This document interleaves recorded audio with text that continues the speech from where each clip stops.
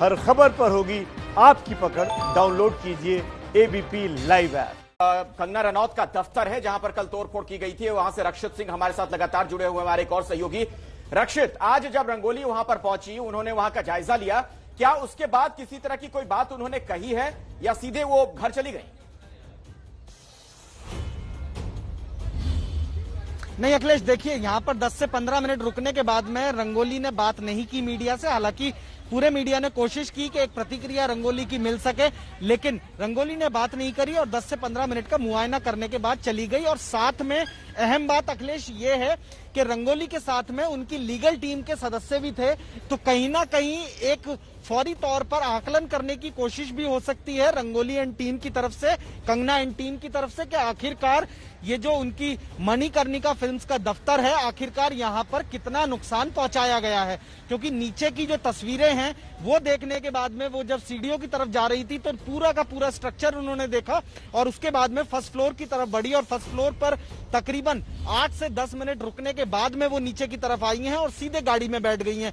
तो जिस तरीके से लीगल टीम के एक सदस्य उनके साथ बताए जा रहे थे और खुद रंगोली आई हैं कंगना के बिहाफ पर, या यूं कहें कि कंगना का एक तरीके से रिप्रेजेंटेटिव के तौर पर, तो जाहिर तौर पर एक आकलन करने की कोशिश है कि किस तरीके का नुकसान बीएमसी ने उनके इस मणिकर्णिका फिल्म्स के दफ्तर को पहुंचाया है। और संभवतः ऐसा हो सकता है कि आगे चलकर बीएमसी के खिलाफ कुछ कार्रवाई करने के बारे में कंगना एंड टीम जो है वो सोचे। जी शोभना। बिल्कुल रक्षित, आप बने रहिए मृत्युंजय, क्योंकि हाईकोर्ट में मौजूद हैं और दोपहर 3 बजे इस पूरे मामले पर सुनवाई होनी है। मृत्युंजय, मैं आपसे ये समझना चाहूंगी, अब रंगोली जो है कंगना की बहन, उन्होंने मुआयना कर लिया है, क्या आप सोच रहे हैं कि अब वो वकील के पास जाएंगी और वकील जो है रिजवान वो पूरे मामले को विद फोटोग्राफ्स विद रिकॉर्ड रखेंगे हाईकोर्ट के सामने कि देखिए कल इतना नुकसान किया गया है? क्योंकि हाईकोर्ट का रुख भी बहुत सख्त है बीएमसी के खिलाफ। बिल्कुल, आपको बता दें कि रिजवान सिद्दीकी जो कंगना के वकील हैं, वो उन्होंने कल ही पूरी तैयारी कर ली थी और कल ही इसके जो फोटोग्राफ है उनके कर्मचारियों के माध्यम से हासिल कर ली थी, वीडियो भी हासिल कर ली थी और उसमें से कुछ वीडियो का एक अंश जो कंगना रनौत में ट्वीट भी किया था। तो रिजवान सिद्दीकी ने अपनी तरफ से स्टडी पूरी कर ली है। आपको बता दें कि रिजवान सिद्दीकी अपने पक्ष की तरफ से कुछ बातें रखने वाले हैं, जिसमें वो ये बात रखने वाले हैं कि एक तो हमें ये बहुत अवैध तरीके से कार्रवाई की गई और बहुत सीमित समय में हमें एक क्लाइंट को एक मौका तक नहीं दिया गया अपनी बात करने का, अपनी बात रखने का, वो व्यक्ति जो शहर के बाहर है। दूसरी महत्वपूर्ण बात कि वो निजी संपत्ति के नुकसान का भी आरोप लगाएंगे, अपने पक्ष रखेंगे। जिस प्रकार से उस दफ्तर में जो तमाम निजी सामान रखे हुए थे, चूंकि पैंडेमिक है, ये इस समय बहुत सारे लोग अपने सामानों का मूवमेंट नहीं कर सकते हैं। आप बीएमसी ने समय तक नहीं दिया कि उच्च अपने जो जरूरी सामान है उसको आप शिफ्ट कर सके। तीसरी जो बात है, उनका महत्वपूर्ण आरोप है कि बीएमसी अवैध तरीके से प्रीमाइसेस में दाखिल हुई थी और ट्रेसपासिंग का केस बनता है और ये भी वो आधार रखने वाले हैं। तो ये 3 महत्वपूर्ण आधार लेकर रिजवान सिद्दीकी आज अपनी जिरह 3 बजे करने वाले हैं। चलिए अब हम सीधे अपने दर्शकों के लिए चलते हैं कंगना रनौत के घर, खारवाला जो उनका घर है जहां पर रुकी हुई है, वहां हमारे सहयोगी अभिषेक रावत मौजूद हैं। अभिषेक, जरा ये बताइए, क्या कंगना को होम क्वारंटीन किया गया है? क्योंकि कुछ बातें समझ में नहीं आ रही हैं। उनकी बहन फिर आखिर दफ्तर कैसे पहुंच गई? क्योंकि दोनों साथ साथ आए थे, अगर क्वारंटीन होना होता तो फिर दोनों होते। जी अखिलेश, ये जो बात है कल से ही यहाँ पे चल रही है कि कंगना जब मुंबई लौटी है हिमाचल से, तो उनको जो अभी यहाँ पे नियम चल रहा है कोविड की वजह से, उस नियम के तहत कम से कम हफ्ता भर जो है होम क्वारंटाइन रहना पड़ेगा, इसके बाद ही वे कहीं आ जा सकती है। और यही एक वजह भी बताई जा रही थी कि कंगना जब मुंबई पहुंची तो अपने ऑफिस ना जाकर सबसे पहले वो घर ही आई हैं और आज जब ये रंगोली ऑफिस का मुआयना करने निकली है तो उसके बाद से ये बात भी अब चल रही है कि अगर नियम लागू है तो वो फिर रंगोली पर नियम क्यों नहीं लागू होता, क्योंकि रंगोली भी कंगना के साथ ही हिमाचल से लौटी है। तो ऐसे में ये एक बड़ा जो है सस्पेंस अभी बना हुआ है कि होम क्वारंटाइन का जो नियम है वो इन दोनों पर लगाया गया है या नहीं, क्योंकि कल से ना तो इसमें कोई मुंबई पुलिस का अधिकारी और ना ही बीएमसी वाले स्पष्ट करने को तैयार हैं कि होम क्वारंटाइन का नियम इन दोनों पर लगाया गया है या नहीं। बिल्कुल ठीक है अभिषेक, आप बने रहिए हमारे साथ। और अब मैं जितेंद्र दीक्षित का एक बार फिर रुख करना चाहूंगी। देखिए वहां पर बहुत अहम सुनवाई चल रही है, सेशंस कोर्ट के बाहर जितेंद्र दीक्षित मौजूद है। रिया के जमानत के मामले पर यहां सुनवाई चल रही है। जितेंद्र दीक्षित, क्या आज एनसीबी एक बार फिर रिया की बेल का विरोध करने वाली है? और अगर करने वाली है तो क्या तथ्य रख के ये विरोध किया जाएगा? कोई जानकारी आपके पास? जी हाँ, बिल्कुल। जब पब्लिक प्रोसिक्यूटर यानी कि एनसीबी के वकील अदालत की कार्रवाई शुरू होने से पहले जब अदालत में दाखिल हो रहे थे, उस वक्त हमारी उनसे बातचीत हुई थी और तब उन्होंने ये स्पष्ट किया था कि आज भी नारकोटिक्स कंट्रोल ब्यूरो रिया, और रिया ही नहीं, जितने भी बाकी के आरोपी हैं इस केस के, जिन्होंने की जमानत अर्जी दाखिल की है अदालत के सामने, उन सबकी जमानत का विरोध किया जाएगा।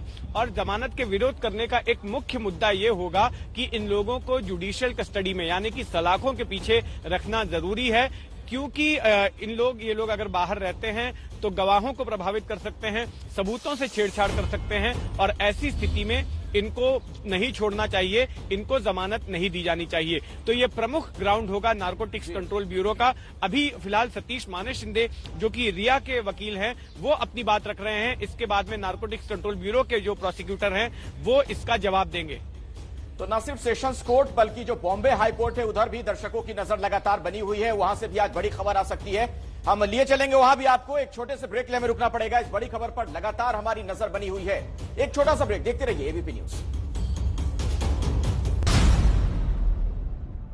के समर्थन में बॉलीवुड की कई संस्थाएं भी अब सामने आ रही हैं। खबर यह है कि बॉलीवुड में प्रोड्यूसर्स की जो एक बड़ी संस्था है, Indian motion picture producers association, अब कंगना के समर्थन में। बिल्कुल, इम्पा अब कंगना के समर्थन में। और कल तक कंगना रनावत ये कह रही थी कि बॉलीवुड से कोई मेरे समर्थन में नहीं खड़ा हुआ है, लेकिन आज एक बहुत बड़ा डेवलपमेंट इस पूरे मामले में। प्रोड्यूसर्स की ये सबसे बड़ी संस्था है, Indian motion picture producers association यानी इम्पा। अब ये कंगना रनावत के ऊपर जिस तरीके से उनके दफ्तर पर कल बीएमसी की कार्रवाई हुई है, उसको लेकर कंगना के समर्थन में नजर आ रही है। तो सबसे बड़ी खबर है ये, आपको बता दें कि अब कंगना के समर्थन में अब देखिए बॉलीवुड के कई लोग सामने आ रहे हैं। तो इस खबर से जुड़ी जैसे ही कोई और जानकारी आएगी हम आप तक पहुंचाएंगे। लेकिन निगाहें आज बॉम्बे हाई कोर्ट की तरफ भी हैं और साथ ही सेशंस कोर्ट की तरफ भी हैं कि आखिर वहां पर क्या होगा। बॉम्बे हाई कोर्ट की तरफ निगाहें क्यों हैं वो हम आपको बता दें। वहां पर जो तोड़फोड़ की गई थी कंगना के दफ्तर में, उस मामले की सुनवाई है, और सेशंस कोर्ट में रिया चक्रवर्ती मामले की सुनवाई है। बिल्कुल, और अभिषेक का मैं रुख कर लेती हूँ। अभिषेक कंगना के घर के बाहर मौजूद है। अभिषेक, मैं जानना चाहती हूँ इस समय वहाँ क्या हलचल आपको देखने को मिल रही है? क्या जो वकील है रिजवान वो पहुंचने वाले हैं, या कुछ भी जानकारी आपके पास जो हो? जी शोभना, फिलहाल तो यहाँ पर अगर हम हलचल की बात करें तो मुंबई पुलिस जो है यहाँ पर सुबह से ही मौजूद है, या कहें तो कल रात से भी मौजूद है, और अंदर सीआरपीएफ के जवान हैं, क्योंकि कंगना को Y+ कैटेगरी की सुरक्षा दी गई है। और अगर वकील की बात करें तो जो कंगना के वकील हैं रिजवान सिद्दीकी, वो कल शाम को यहाँ पे कंगना से मुलाकात करके लौटे थे। आज सुबह उनके कुछ जूनियर्स जो है यहाँ आए थे, जिसके बाद रंगोली उनके साथ वहाँ पर अपने ऑफिस का मुआयना करने गई हैं। और हालांकि अभी जब रंगोली घर वापस लौटी हैं तो वो अकेली थी अपनी गाड़ी में, तो बहुत मुनासिब है कि वकीलों ने जो राय मशवरा है वो कल शाम को भी करा होगा और आज सुबह फोन पर भी करने के बाद आगे की रणनीति तय की होगी। एक बात यहाँ पे और कहना चाहूंगा कि कल जो है न केवल बीएमसी ने कंगना के ऑफिस में तोड़फोड़ की थी, बल्कि वो उनके घर पे भी आए थे, और घर पे भी कुछ ऑल्टरेशंस हैं जिसको लेकर बीएमसी ने आपत्ति जताई थी और ये कहा था कि नक्शे के जो है इसमें कंस्ट्रक्शन की गई है, चेंजेस किए गए हैं, जिसे बीएमसी अवैध करार दे रही है। और यही कारण भी है कि कंगना ने आज जो सुबह ट्वीट करा था इस अपने घर को लेकर भी, और जो सवाल उठाए थे बीएमसी को लेकर कि ये पूरी इमारत फिर उस तरीके से अवैध होनी चाहिए, तो इस पर भी कहीं न कहीं डिस्कशन हुआ है वकीलों के बीच। और आज ये बात भी बहुत संभव है कि हाईकोर्ट के समक्ष रखी जाए आप नजर बना के रखिए कि किस तरीके से कंगना को टारगेट किया जा रहा है। बिल्कुल अभिषेक, हम आएंगे आपके पास, आप बने रहिए।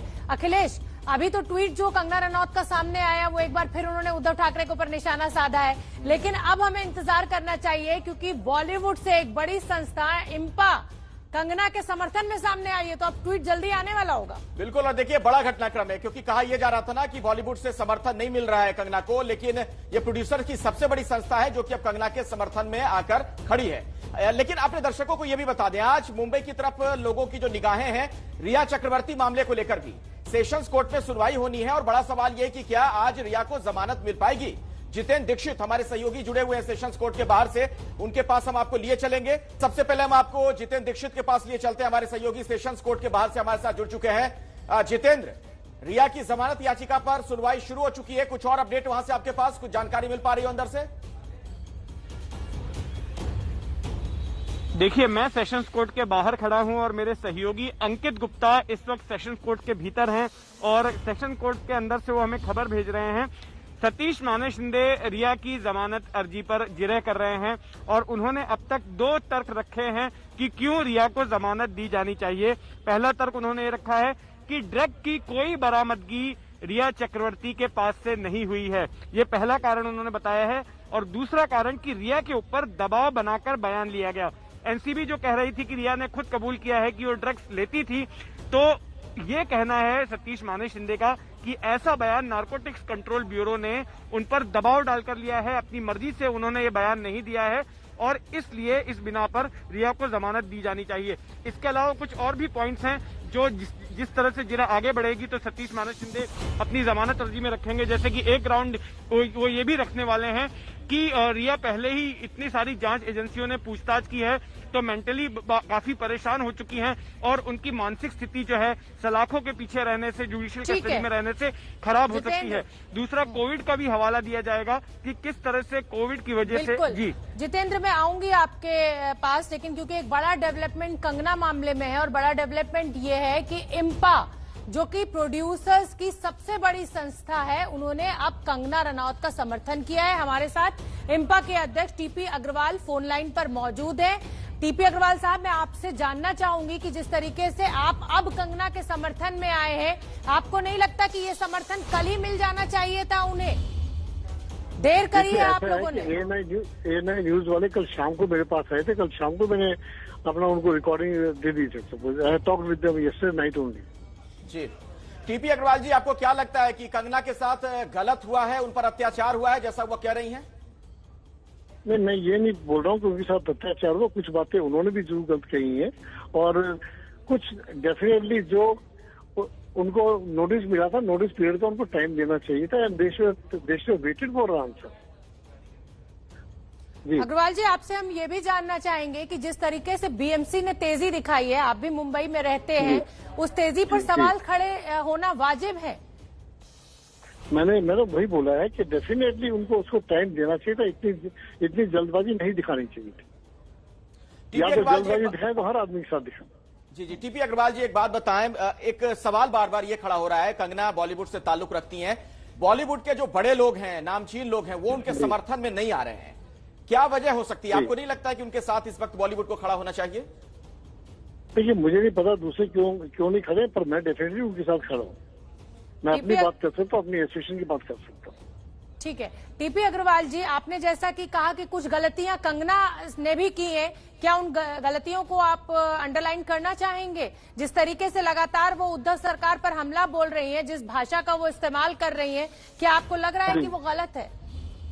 देखिए, मैं गलती ये बोल रहा हूँ क्योंकि उन्होंने ये बोला है कि इंडस्ट्री के अंदर मैक्सिमम लोग ड्रग्स लेते हैं, जो कि बिल्कुल सरासर गलत है। 5 या 7%, 10% लोग कोई ना कोई ड्रग्स लेता होगा, तो ये ड्रग तो हर फील्ड में है। कौन से फील्ड में ड्रग नहीं चलती? जितनी रेप पार्टी है दूसरी है, वो सिर्फ इंडस्ट्री के लोग छोड़ना है। अगर ड्रग ही चलती होती तो सारा की सारी इंडस्ट्री, तो जो सारा ड्रग का जितना व्यापार था वो इंडस्ट्री के ऊपर होना चाहिए था, वो ऐसा नहीं है। ड्रग्स का पंजाब में बहुत है, कौन सी जगह पर नहीं। जी बहुत बहुत धन्यवाद हमारे साथ जुड़ने के लिए। तो शोभना, एक बड़ी बात जो निकलकर सामने आ रही है कि इम्पा के अध्यक्ष का साफ तौर पर यह मानना है कि कंगना के साथ गलत तो हो रहा है, उनके समर्थन में वो है, लेकिन कुछ ऐसी बातें हैं जिस मामले में कंगना ने भी गलत किया है, खासतौर पर ड्रग्स को लेकर बॉलीवुड कनेक्शन जो उन्होंने कहते हुए आरोप लगाया था, उसके खिलाफ है टीपी अग्रवाल।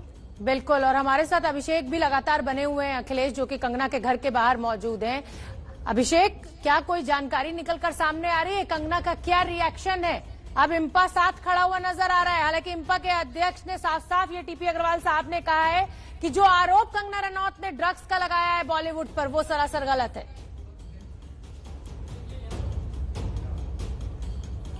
देखिए शोभना, अभी इस जो समर्थन अभी दिया गया है, इसको लेकर अभी कंगना की तरफ से ऐसा कोई रिएक्शन नहीं आया है, लेकिन उन्होंने कल भी ये कहा था कि आज बेशक वो अकेली हैं, लेकिन जो लोग उनके साथ जो हो रहा है उस पर अगर चुप्पी साधे हुए हैं तो कल को उनका नंबर हो सकता है।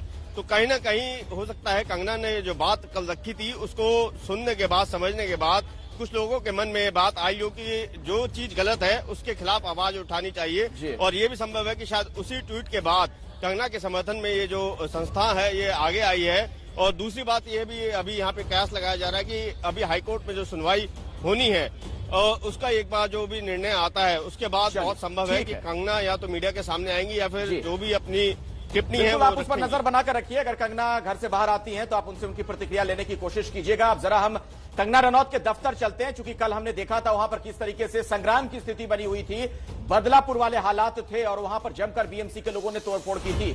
रक्षित सिंह वहीं पर मौजूद है, हमारे सहयोगी। रक्षित, थोड़ी देर पहले कंगना की बहन रंगोली वहां पर आई थी, क्या किसी तरह की कुछ और जानकारी मिल पा रही है? क्या उन्होंने मुआयना किया, कुछ पता चल पा रहा है अंदर से?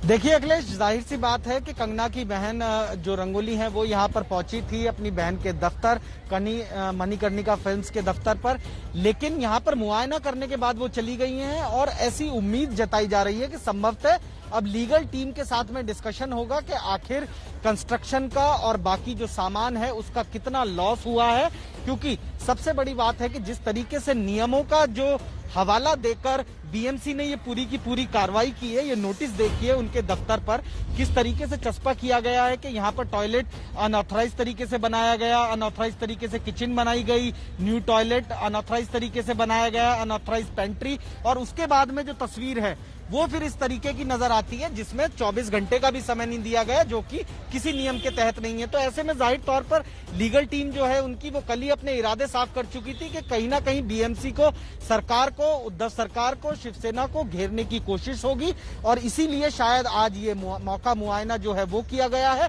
और अब संभवतः फाइनेंशियल डैमेजेस की तरफ जो है एक नया मुकदमा कंगना या उनकी टीम की तरफ से हो सकता है। बिल्कुल ठीक है रक्षित, आप नजर बना के रखिए। मैं एक बार फिर से जितेंद्र दीक्षित का रुख करना चाहूंगी, लेकिन उससे पहले हम आपको वो बयान सुनवा देते हैं कल जब बीएमसी ने तोड़फोड़ की, कंगना रनौत ने क्या कुछ कहा, वो सुन लीजिए आप। उद्धव ठाकरे, तुझे क्या लगता है कि तूने फिल्म माफिया के साथ मिलके मेरा घर तोड़ के मुझसे बहुत बड़ा बदला लिया है?